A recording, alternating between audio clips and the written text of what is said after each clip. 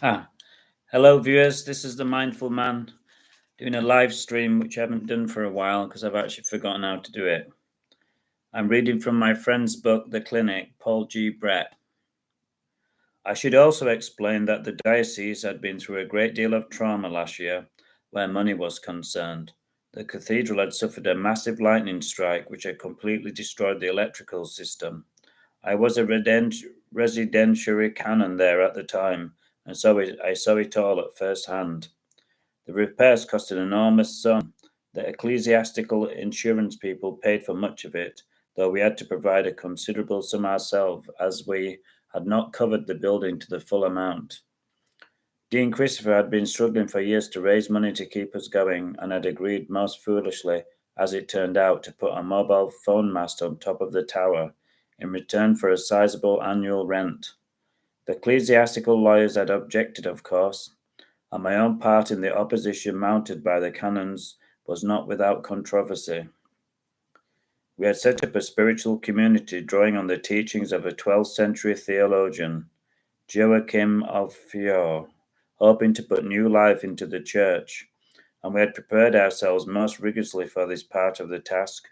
We all felt rather foolish, or at least I did, about the procession through the streets of the city, calling the dean to render account for his wickedness. It must have been the last straw for him, for he sent in his resignation a few months later. Fortunately, it was not long before I was offered this present living, and with a sigh of relief, we moved out here. There had been a vacancy for a long time. My predecessor had gone off elsewhere and then sadly committed suicide. Bishop Desmond moved on not long afterwards as well, not to Canterbury as he might have hoped if he'd taken the articles in the local press seriously, but to a diocese overseas, where his particular brand of fervour and naivety might be more readily appreciated. And so for some months we had neither bishop nor dean. Now we were to have Rupert Knightsbridge. He was quite a different kettle of fish, as Jane liked to say. His enthronement some weeks after Easter in the cathedral, 20 miles from us, was a splendid affair. He had obviously spent a great deal of money on his cope and mitre, and his pastoral staff were far from the conventional shepherd's crook, lovingly crafted for its purpose in the Lake District or some such place, as often affected by more modest senior pastors.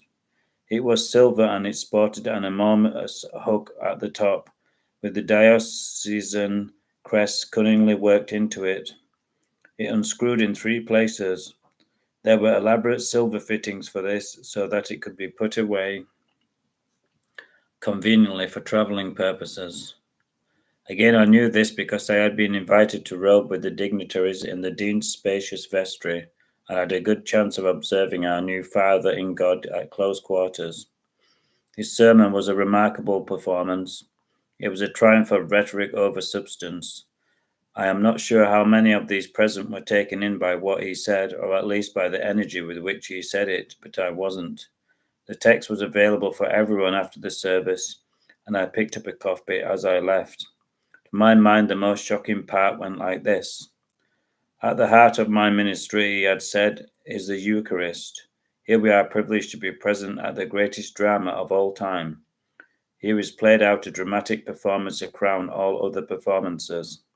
There'll be those of you who go often to the playhouses in this city, or to other theatres perhaps in the capital or elsewhere. You sit in rows in the dark as a slice of life is paraded before you on the stage. You get caught up in it. You forget the place in which you sit and become with the scene itself. You experience the actors speaking intimately to you, for you are there with them on the stage. Hope you enjoyed this little chapter written by my friend Paul G. Brett. I hope I read it okay. I'll probably read more tomorrow.